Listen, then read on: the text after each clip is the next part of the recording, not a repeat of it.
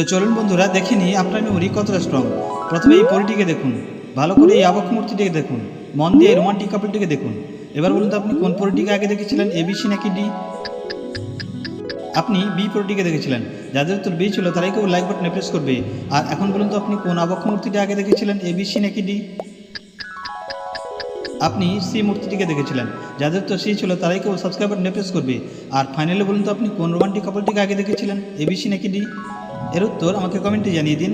তো চলুন বন্ধুরা দেখে নিই আপনার মেমোরি কতটা স্ট্রং। প্রথমে এই পরিটিকে দেখুন, ভালো করে এই আবক্ষ মূর্তিটিকে দেখুন, মন দিয়ে রোমান্টিক কাপলটিকে দেখুন। এবার বলুন তো আপনি কোন পরিটিকে আগে দেখেছিলেন, এবিসি নাকি ডি?